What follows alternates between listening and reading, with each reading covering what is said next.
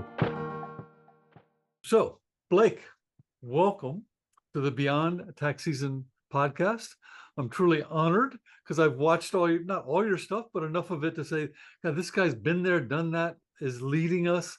And you even, I hope you'll share the story about how you helped with the 150-hour rule.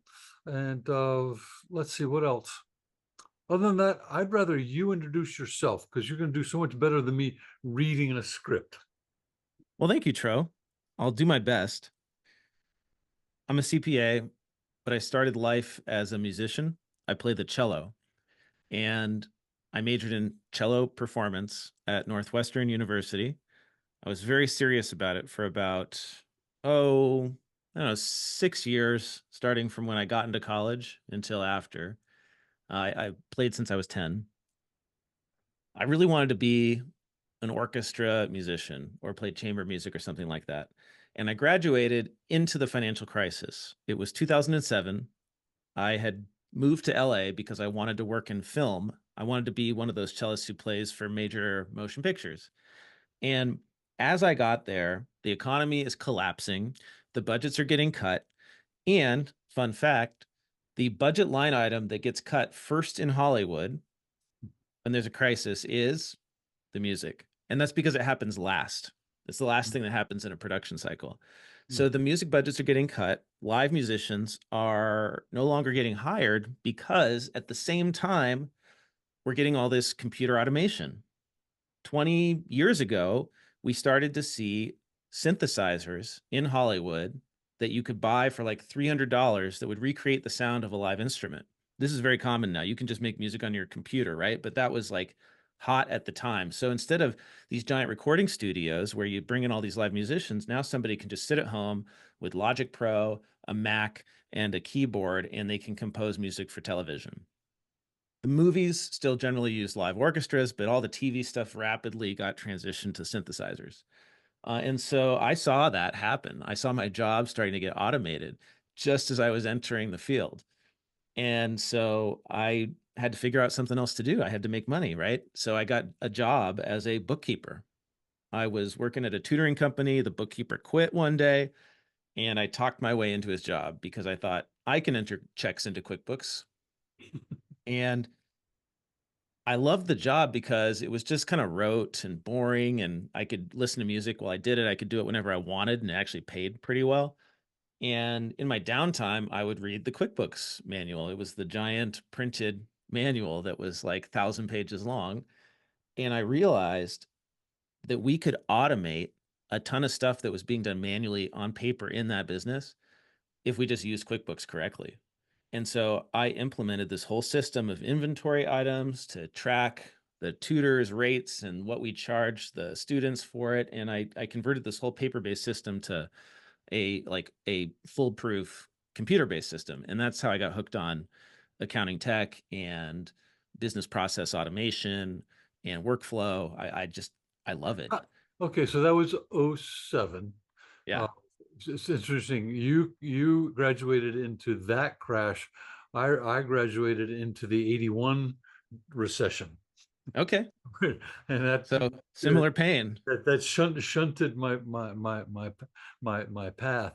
But and as we talked before, of you bring that brain of a musician, a mathematician, the high IQ, and I use IQ in terms of ability to relate to your environment, not a hoity-toity Mensa, but you relate to your environment differently because of your music training. To what degree do you think that impacted how you then came to accounting? Well, I majored in classical music, which is surprisingly, most of it's not very creative. It's a lot of practice and doing the same thing over and over again and mastering the same movements physically over and over again and memorizing these long pieces of music.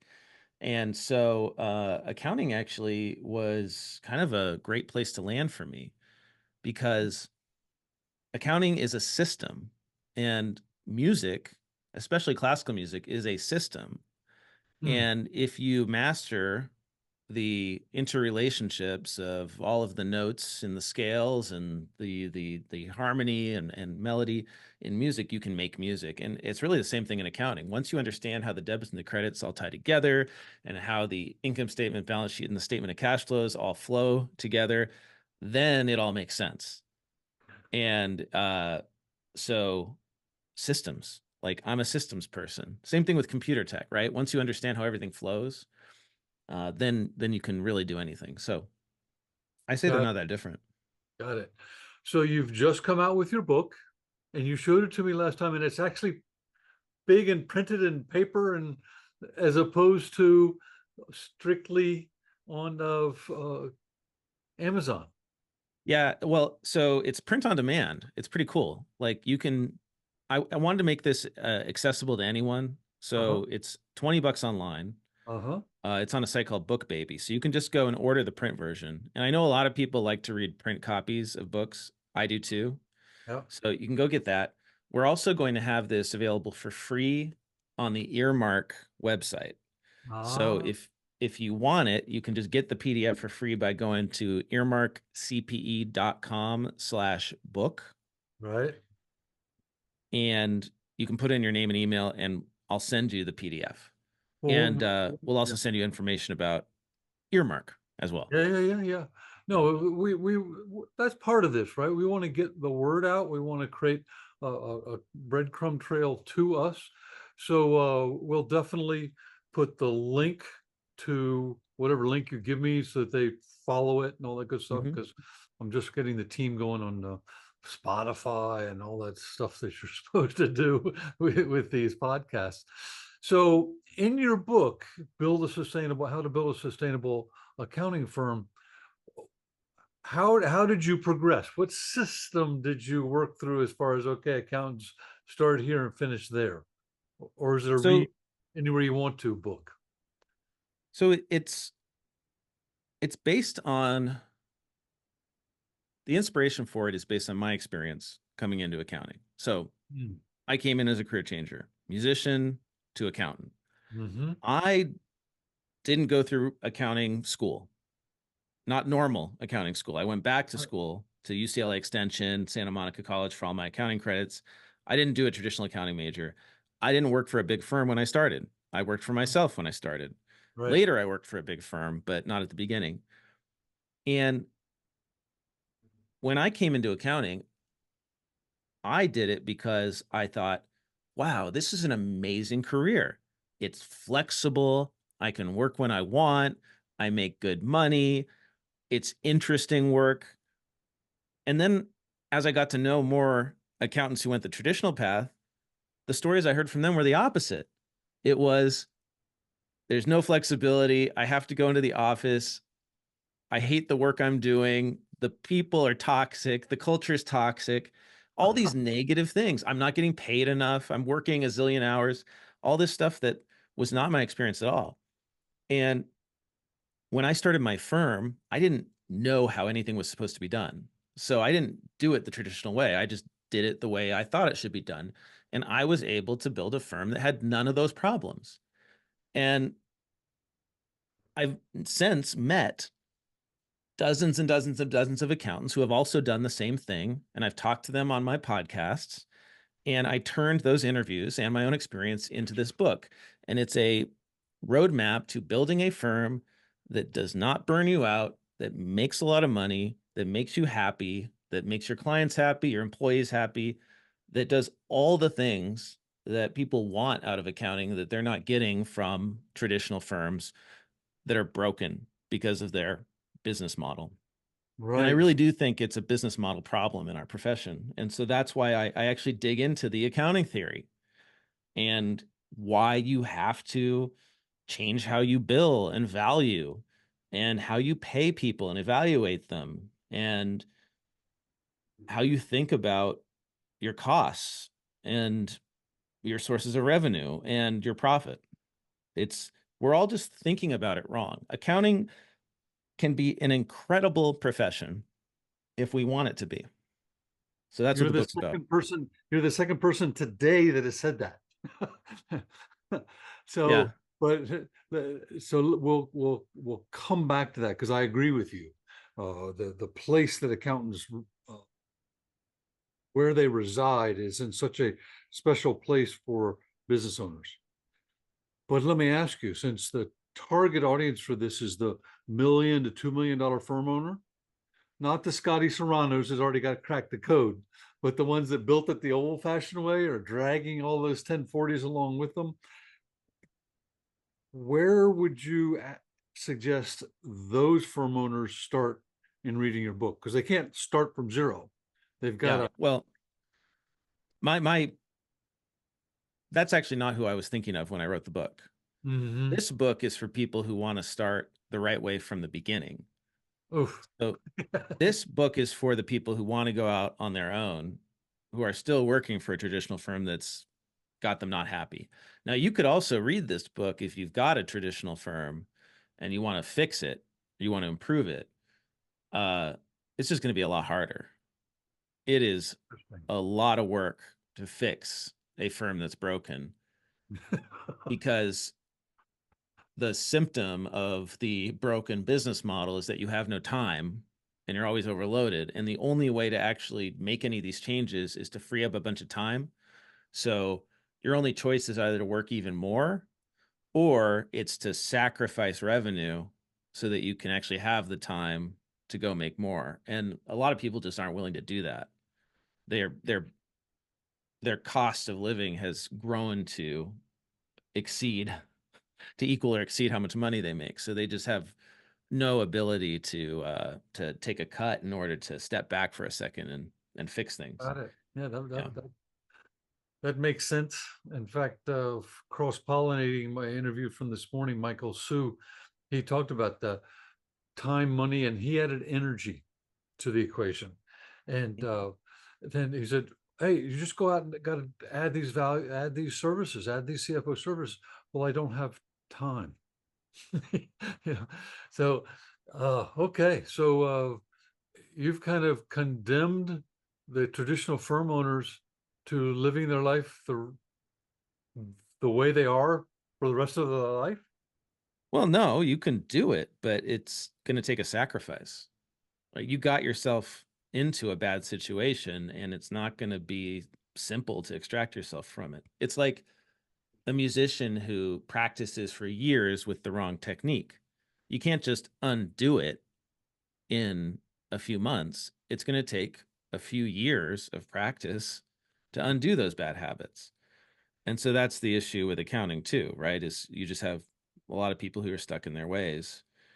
Um, so yeah, this is for the people who want to go off and start their own thing and want to do it the right way so they don't get sucked into working all the time. Well, talk to Because me you're about. already working. If you want to work all the time, just go work for a firm that's going to like make you fill out a timesheet, you know? Right, right, right. So So walk me through that first step. Where do you get your first client? What, how do you decide what services they need and how to charge for them?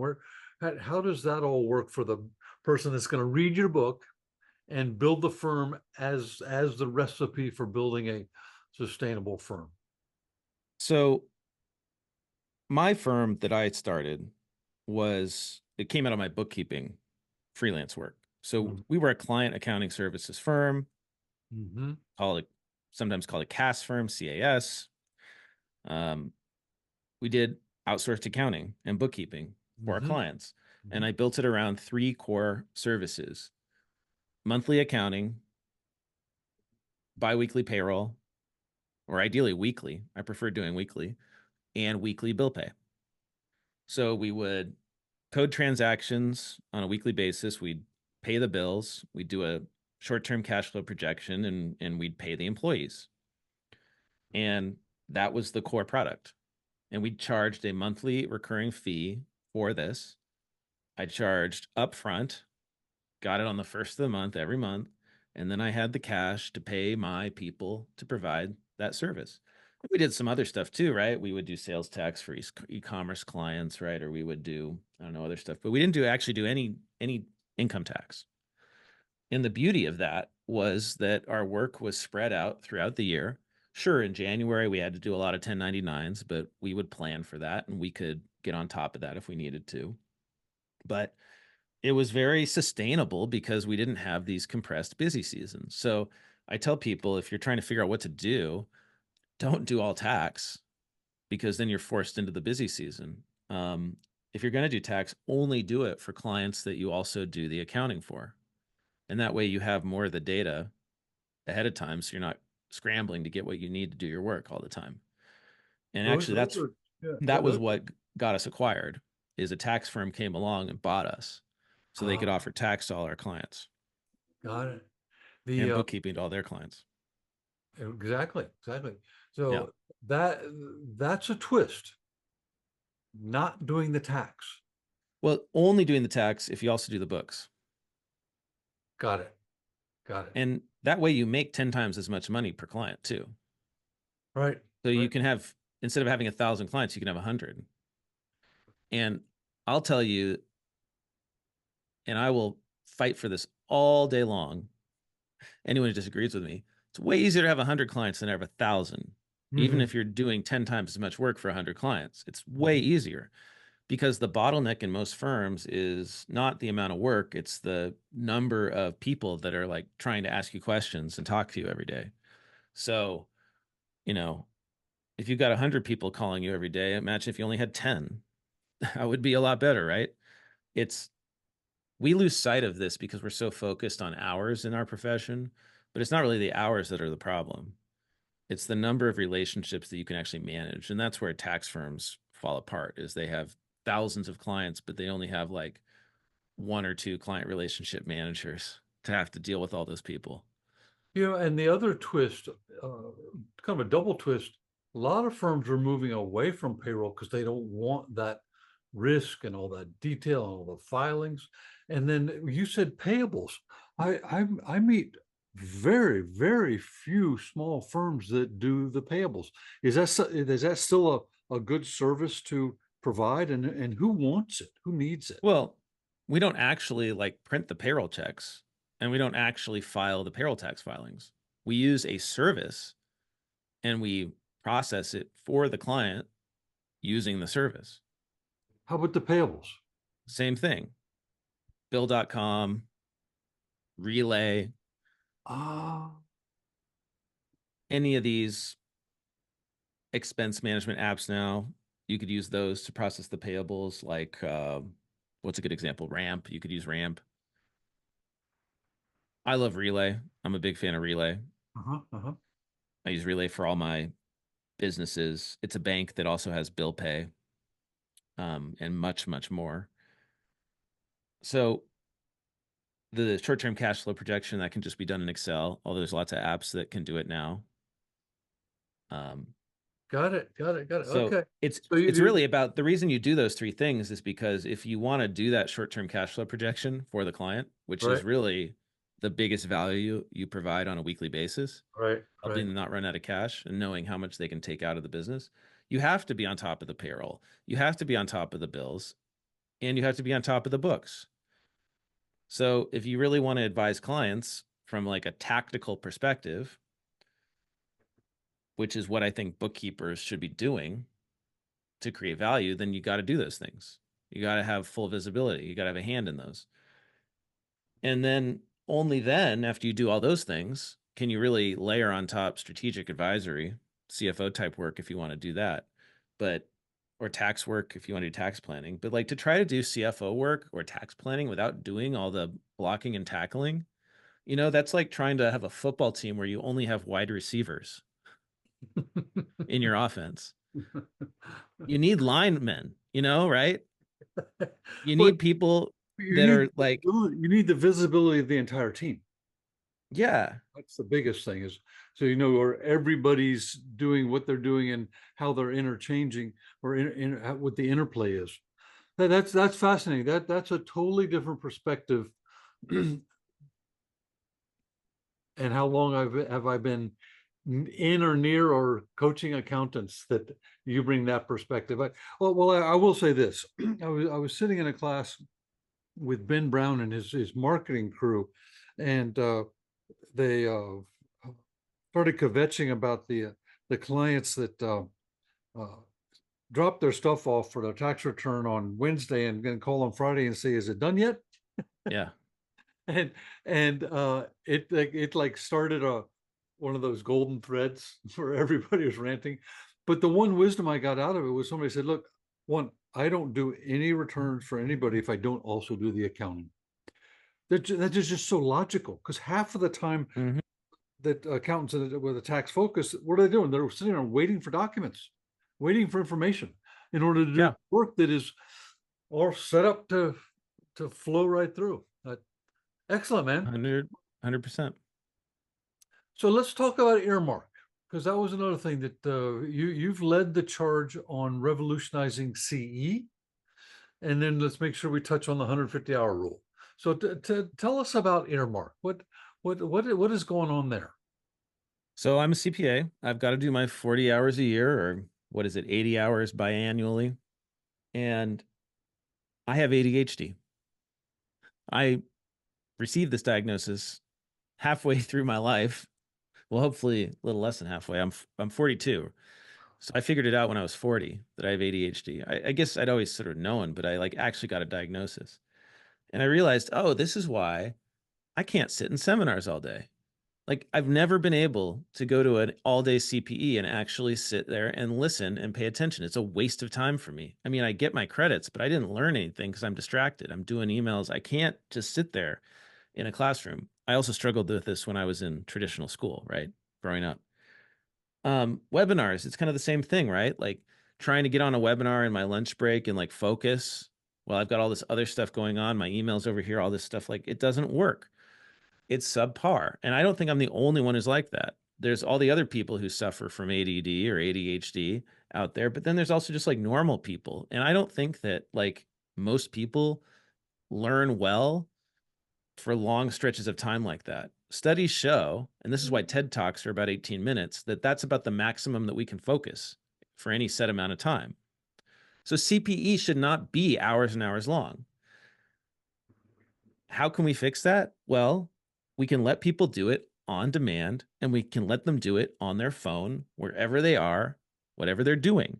And that's what Earmark is. It's a mobile app that lets you listen to podcasts, stop them, start them whenever you want, speed them up if you like, slow them down if you like, do it while you're taking a hike, do it while you're doing the dishes, do it while you're waiting for your kid to go to bed at night and you're sitting in their room trying to get out of there. You can do it whenever you want. One of our users earned CPE getting her nails done. Um, so that's Earmark, and I have a bunch of podcasts that I do, and so those podcasts were the first courses on Earmark, the accounting podcast, the Earmark podcast. But now we've got dozens of courses. We add like 100 courses a month at this point, over 1,000 a year. All these different shows. You can listen to Tax in Action. You can listen to Audit Smarter. We've got Oh My Fraud, which is a podcast all about fraud. We've got all these great educational courses that are entertaining, and you can earn your CPE. You just listen to an episode, take a short quiz, and get your CPE certificate. And that's been going really well. We've got 20,000 people have signed up for the app now. We've issued, I think we're like 150,000 CPE credits now. Could be more. I haven't checked in a little while. I should know my numbers. I've been so, you know, we're we're working on the dashboard. We don't quite have the dashboard yet. It's not been a priority, but we're building that. And yeah, the goal is to just make CPE better. And you can also earn IRS CE. So we're NASBA, CPE, and IRS CE for the federal tax stuff. So it's been going great. One thing that's really neat about it is that if you sign up as a firm for your whole team, we give you a private channel on the app to organize all your courses. And you can send us your internal training videos, and we will load those onto your private channel as courses visible only to your team. So now your team can earn CPE for internal trainings, onboarding trainings, lunch and learns, whatever it is. So we're getting more and more firms to do that as well. And that allows you to basically like compress your time, right? If you used to have to go to these lunch and learns and go get external CPE, now you don't have to do the external stuff, right? You can just do the internal. And so it really helps out those learning and development managers, really helps out CPAs just get their CPE every week, not have to scramble at the end of the year. And we have a unique model because it's completely free to use it. You can sign up for free. You can earn a free CPE every week. And you only pay if you want to support us, if you want to remove the ads. We have some unobtrusive ads in the app. You can remove those. And most importantly, if you want to get unlimited CPE, register for as many courses as you want, then you pay for the annual subscription. But at the moment, we're under $200 a year. So we're one of the best deals in CPE around. And yeah, that's my goal, is just to keep growing that and Well, hopefully get yeah, all these ideas out there. Like, I'm going to turn this book into an yeah, yeah, audio yeah, course. So yeah, yeah. the audio version of this book is going to be a course in the Earmark app Right. for subscribers. And so we are going to change the profession with CPE. Wow. Wow. So what I also like is your menu is so broad and deep. Anybody can find something that appeals to them. Yes. They don't have to say, "Oh, the Southern District of the AICPA has these 15 courses. I hope I like two of them." But there's so many. I mean, I haven't been on it yet. I just now, but are you saying there's how many courses now are on it? Um, I think we're over 2,000. We're adding Wow. 1,000 a year. We retire them, but yeah, it's like I'm just scrolling through the homepage here, and here we've got FP&A, the top budgeting tips for FP&A professionals. We've got the unofficial QuickBooks podcast. There's an update on the Intuit Enterprise Suite. Here's a podcast, The Abundant Accountant, solving the top 5 hidden money leaks in your firm. We've got School of Bookkeeping, Modern Reports in QuickBooks Online. We've got Oh My Fraud, Meet the Fraud Victim Turned Vigilante. It's an interview. Here's the Accounting Podcast, which is our weekly news roundup, right? So there's just everything you could possibly want. We're trying to get into Earmark, from technical content to that broader, like business development, tech, IT content, everything, right? That's the idea. That's amazing. So now tell us the story about how you helped change the 150-hour rule. Even though Governor Pritzker just put in what, 3 paths with one still including the 150-hour rule. So I don't want to take all the credit, but I will take some of the credit. My co-host David Leary and I have been talking about the 150-hour rule for years on the Accounting Podcast, and I've always thought it was idiotic. Ever since I, as a career changer, had to go back to school and take a bunch of random classes to earn enough credits to sit for the CPA exam, and I did. I took just classes in completely irrelevant topics like intro to philosophy, because that's what the requirement is. It's just a requirement that you have a certain number of credits. Wow. And I thought it was stupid for that reason. And then as did my show over the years and we covered this topic, I realized that the evidence all says that it doesn't increase the value of CPAs. It doesn't increase the competence of CPAs. There have been many studies done. Um, One by Barrios, I believe he's the author of the study. He's done a few of them. Is it John Barrios? I think so. I might be wrong on that. Anyway, there's multiple studies that show that like the actual additional education doesn't make these people any more prepared to be CPAs. It doesn't make them any better. And we also, of course, after that, saw a huge decline in the number of CPAs getting a license. And so there's this talent shortage going on. I said, come on, guys, here's how we can solve this problem. Repeal 150. And for years and years and years, it didn't happen. And why didn't it happen? It's because the man who led the charge to put 150 hours in place, Barry Melanson, was running the show at the AICPA. and he had everybody. Uh, he ruled that place with an iron fist. It seems like, and everybody was afraid to step out of line. And we were the only ones, really, with an alternative opinion.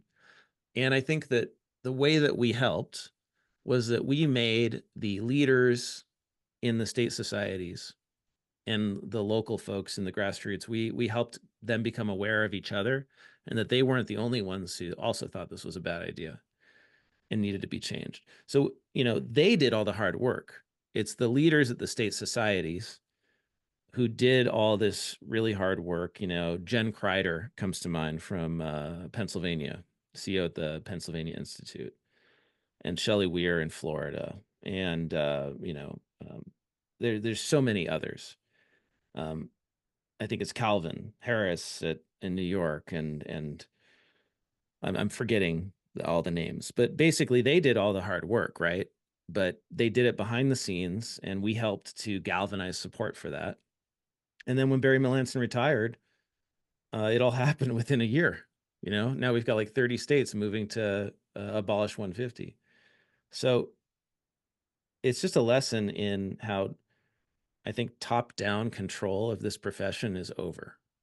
And that's one of the beautiful things about social media and podcasting. For all the ills of social media and podcasting, it allows information to get out there and alternative views to be expressed. And these national organizations that continue to operate like it's 1960, they just I mean, they it's can't. really a hidebound profession.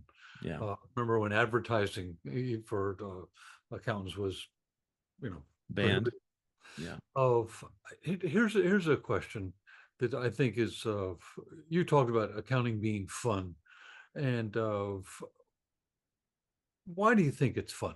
What do you think's fun about being an accountant? The variety of the work. You can do so many different things in accounting. I can't think of another profession where you can like jump around to almost any industry, any business. I guess marketing is kind of like that, right? Which is also interesting. I'm a marketer as well. Um, so I love the variety, and I like the flexibility. If you get the right accounting job, it's incredibly flexible because we're just pushing numbers around on computer screens. So you can do it from anywhere. And with Starlink now, you could go out into the middle of nowhere in a camper, and you could be doing accounting if you have a firm that lets you work remotely. And I know a firm owner who does that. He runs an entire, like, one of the largest firms in Canada That's from a that group. that's They were Tad Davis. they were like 32, and they used to travel around in packs Yeah. and stay at different parks together. Yeah. Yeah. That's kind of wild. So I love that. What makes it fun? I like when things tie out.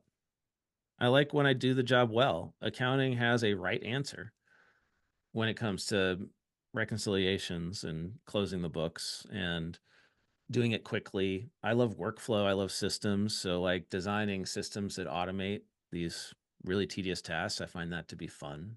Mhm, mhm.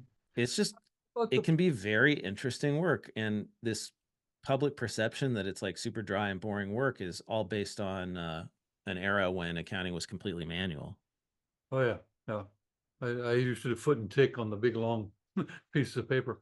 Uh, what's interesting about it? What's interesting about the work? Once you get the systems down, uh, that's going to kind of lose its luster quickly. Where have you found it interesting to help a client? And how do you Mm. help a client? Well, once you have the accounting system set up right, you can give them information about their business that helps them decide what to do next. How to, if they want to make more money, how do they make more money? You can't do that if you have a crappy information system. And that's what accounting is. It's just an information system, right? It's a way to get information about the business to the business owner. Well, that's the way it should And be. But so that's what much it of should it, be. yeah, so And much of it's devolved to, did you get it right so we can put it on the tax return? yeah. Right. Which, It's, there's value in that. And like a lot of the bookkeeping I did was just that because that's all the business owner wanted. And that's fine. If that's what they want, like I take great pleasure in just automating that so they don't have to do anything and it's just done. Now, what if they do want more insights? Well, then you have to actually spend a lot of time learning about the business, which is fun. I love watching those TV shows where, like Marcus Lemonis goes in and like learns about the business and how tries to help it become profitable, the profit. That's fun because every business is a little different. And once you like, you can find, he finds in that show the problems. He finds where the business is losing money, where it's making money. He refocuses efforts and he fixes these things. And if you have a good accounting system, a good information system, you can figure that out too. So, great example is most businesses will just plop all revenue into a single sales account in their QuickBooks file. Well, the easiest consulting you can do for them is to say, well, do you have multiple lines of business? Let's talk about those. Tell me about those. And then set up their P&L so that they're actually bucketing revenue into the correct buckets. And then break out their operating expenses and their COGS and all that stuff, their direct costs, so that you can actually see what are we making in these different segments. That can be really helpful. One client I had was, I said I started in a tutoring company doing bookkeeping, and then I went to another tutoring company doing their bookkeeping, and they had basically like a homework club and college counseling. They had some other lines of business, but they were losing money, and I was able to, by setting up the P&L correctly, I was able to help them see that like the homework club was like losing money and the college counseling was just raking in the dough. The margins were amazing, right? And so once I showed that to the partners, they could actually do something about it. Did they? Um, yeah, the business ended up breaking up because two of the partners wanted to do something, and well, the third one wanted to keep it going the way it was, but at least it moved them to action, Right. right? Yeah. Well, Otherwise, they would have just kept losing money.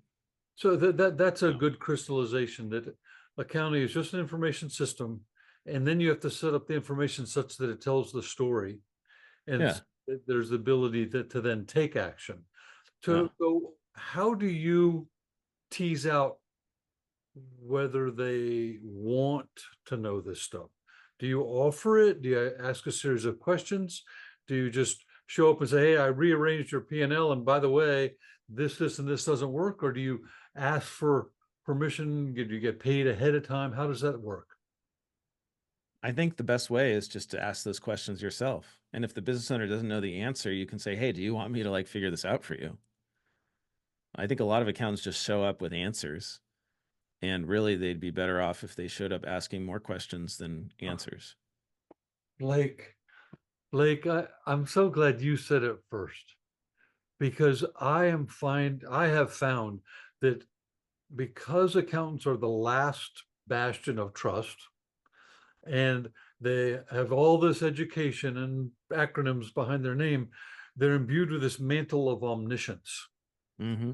And they think it's their job that the minute a question is asked, is they have to be able to answer it. Where really their reflex should be to ask a question, followed up by a question, and Yes. go deeper before even thinking about the answer.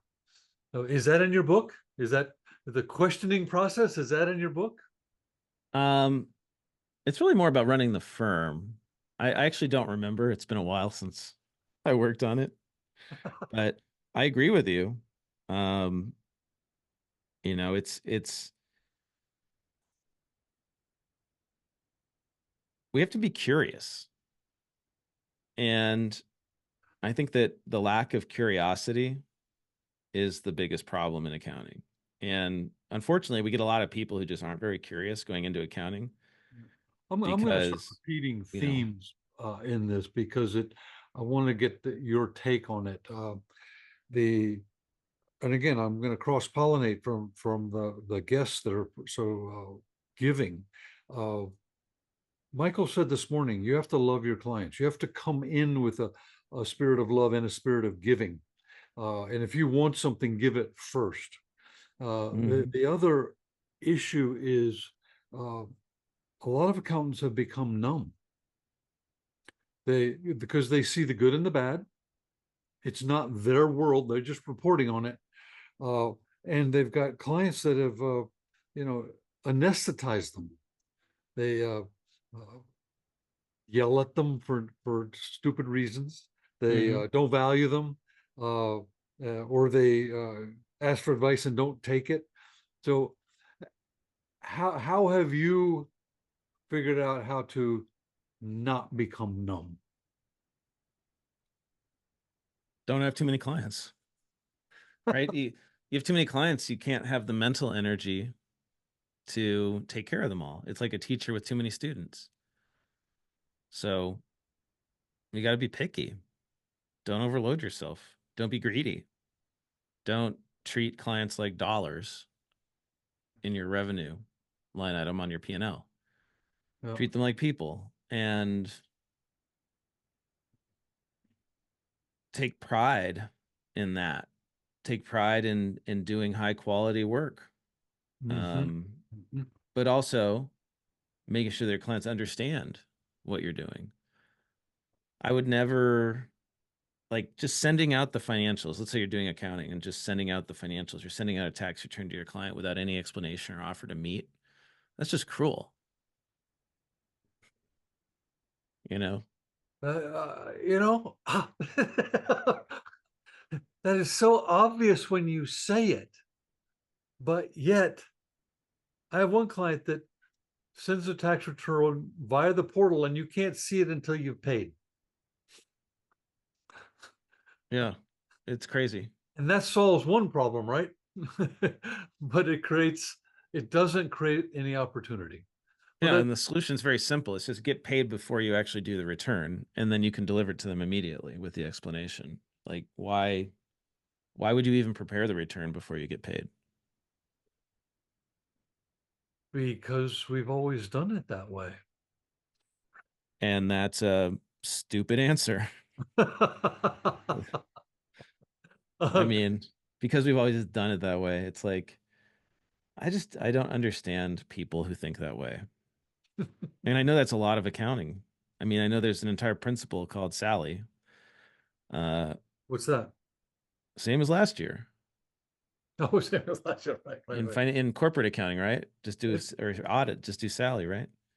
So So have you heard the story of why the railroads gauge the width of the track is what it is here in the United States? no, tell me. Roman chariots in the UK, in Britain, were that width.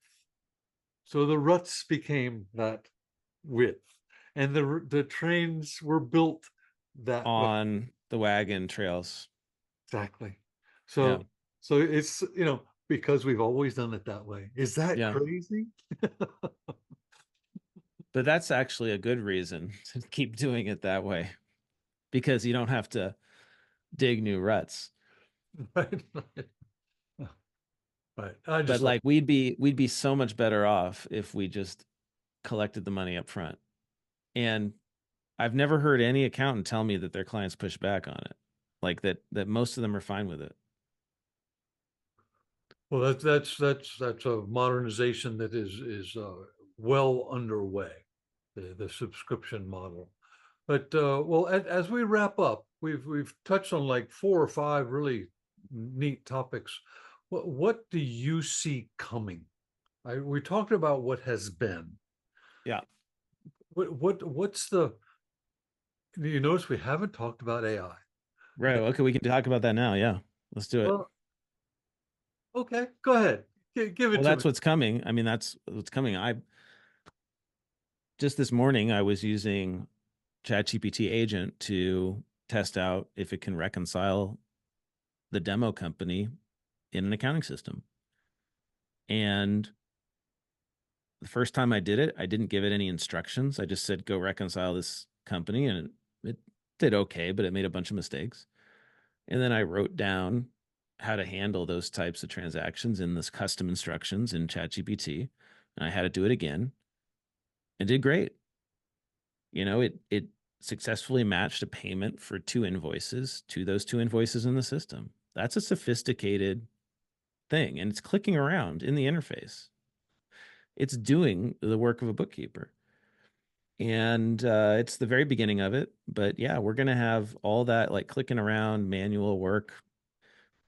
I project that within a few years, all the tax software that's on your desktop will have little AI apps that can like operate on your desktop or on a virtual machine that'll just go and grab all the source documents from a folder, just like a human, and open them up and put all the numbers into the return. That's going to be done. And even if your tax software doesn't like have an API, it'll just click around like a human would and put the numbers in. So we're actually going to finally solve this problem of the disconnect between the ancient software and, modern cloud systems. It's going to solve it. And it's going to solve it in a very funny way, clicking with a keyboard and a mouse, right? But it's going to work. And so then if that's what you're spending most of your time doing, you're not going to need to do that anymore. And that's a wonderful thing. It's going to create a lot of challenges because, well, there's a lot of people that do that work right now. They get paid to do it, especially at the entry level, and those jobs aren't going to exist. So accounting education is going to be really challenged because currently the whole education system is set up to pump grads into big firms where they do rote work to learn the ropes. And that's not going to exist anymore. So where are they going to go? How is education going to change to make them useful to wherever they do end up? We'll see. I don't think adding additional years of education is the solution in this case. I think it's actually changing what we teach them as undergrads. And I think it's going to be incredible for the mid-career and experienced professionals because I can tell you from using AI every day for many hours a day, it has skyrocketed my productivity. I can do things 10 times faster than I used to. I can do an entire day of work in an hour. If I have to like prepare a CPE course now, I can do all the research, create the outline, generate the slides. I can do that all with a variety of AI tools, and I can do it in an hour. I could prepare an entire day of content if I had to. And actually, like one example is I can take the PDF of my book, and let's say I wanted to create a workshop for people for the book. I could just like have AI go through the PDF and create the slides and the outline, everything. It's all there, right? All the information is there. It's just transforming that into a course. And accountants could do this too, right? If you have written like, if you have material on like, I don't know, some like, let's say you do cost segregation studies, right? I spoke at their conference last year, the Association of Cost Segregation Professionals. You could like automate the generation of those reports using AI. You could start doing significant portions of the narrative. You can generate financial statement narratives. You can generate the like email that goes along with a tax return, that like narrative explanation. You could generate that all with AI. And then you just review it and send it. I could actually build that automation for you, Trow, today. I could build you a little app where you upload a return and it securely processes the return with AI and like a custom prompt that you and I developed together and generates the email narrative. And then like you press a button after you edit and approve, and it emails that to the client with a link to the return and secure document storage. I could do that today. So like the opportunities are just endless for people who own firms or have expertise already. It is so exciting. Like I come up with new ideas every day for stuff that I want to build and sell and create and services I want to provide. It's a beautiful, beautiful time to be But alive. what do we do with all the people that now we're focused one way and have to pivot and haven't been taught what to do when they pivot? I think we're gonna be okay. It's gonna be really disruptive. It's gonna be like this is another industrial revolution. Mm-hmm, So in the industrial revolution, we went from being a country that was 90% agrarian, mm-hmm, meaning that people lived and worked on farms, to mm-hmm. like 10% agrarian Yep, over yep. the course of, I don't know, 100 years maybe. Mm-hmm, mm-hmm, mm-hmm. I can't remember how long, but it was not, it was a few generations. Right. And where did people go? Well, at the time you might have said, well, we don't need people anymore to farm. So what are people going to do? They're all going to like starve, right? They're all going to be homeless. Well, they went to cities, they got jobs in factories that developed because of all this technology. They found stuff to do, right? We found jobs for them. So I think that's what's going to happen again is we're going to find jobs for all these people. We're going to invent new ones. AI will create jobs that we didn't know existed. And at the same time, the cost of living, like the cost of goods, is going to go to zero or close to it. And that's because we've got these companies like Tesla working on robots, humanoid robots that are powered by AI. And they're so close to being able to work in factories. And once they can reliably work inside of a factory, you can have an entire factory filled with robots that just make more robots and make all the products we need. And basically, you'll be able to input raw materials and energy, and you'll get goods produced in America at very low cost. So think about being able to produce goods cheaper than you can in China right now on American soil. You'll be able to go to the store and buy virtually anything for cheaper than it is today. And so, same thing with food.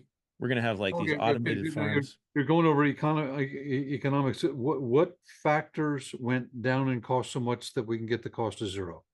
Labor is the main cost in this Okay, country, okay, right? So that's the main cost of making anything. okay, okay. So and energy will go to zero because we'll actually finally have, I think we will change as a society and we'll embrace nuclear and Hmm. we'll be able to produce, Yeah, a yeah. lot of energy But cheaply. I can't believe we're wasting so much time not Yeah. getting there first.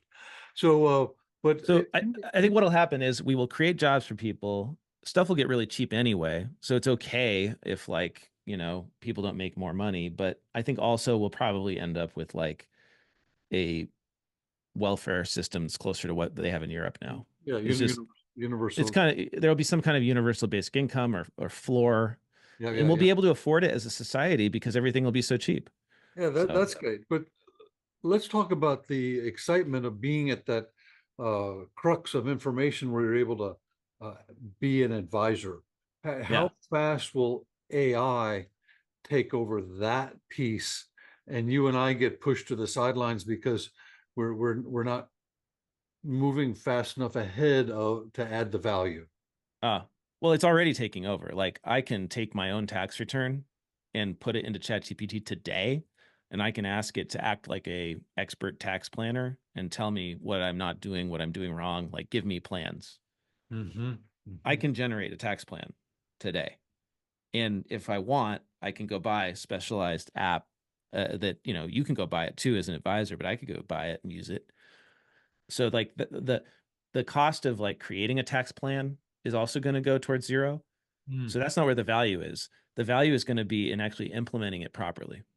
Mm-hmm. So that's what you need to do as an advisor is don't just sell people a tax plan, Mm-hmm. give them the plan, sell them the plan, and I'm going to help you set everything up to do this right so it doesn't all get undone someday. I had that same conversation with a bartender at the high-end hotel near us, and I started talking to her about gardening, and she's an expert gardener. And she's, oh well, I got to charge you for if you ask me more questions, I have to start to charge you. I said I didn't say it to her because she didn't want to have the conversation, but ChatGPT has already told me what to do with my garden, Yeah. but I need somebody to dig the holes. Yeah. Yeah. And And also right, to check it, right? Because it's wrong. Like, the new models are much better at getting things right, but they're still wrong like a meaningful percentage of the time, like 1-2%. oh yeah, yeah, So, and those are the sticky points that like if you're doing an estate plan or you're doing a tax plan, like that could really screw you up and ruin the whole thing. So, and they compound over time. That's why AI is really bad at long time horizon tasks. It's really good at short ones. yep, yep. It's getting like 70-80% on tasks that are like under 2 hours for a human to do. But like you go out longer than that, it gets really unreliable. Wonky. Yeah, and that's extending. It's getting better and better, but like stuff that takes like a year or more and good tax plans last for you have to implement them over the course of your life, right? So that's not going away. So that is where the money's at, is the implementation, the maintenance, the oversight of all of these tools. It's a cliche at this point, but it's the people who use AI that are going to replace the people who don't. It's not the AIs themselves. That's actually good. You're and you're right. It's the people that are use the tool Yeah. that will replace the people that don't. That's Yeah. good. Hey, why don't we cap it at that? That was a good Thank cap you. line. Yeah. That was Thanks, excellent. Tro. It's so great to talk to you. This is so much fun.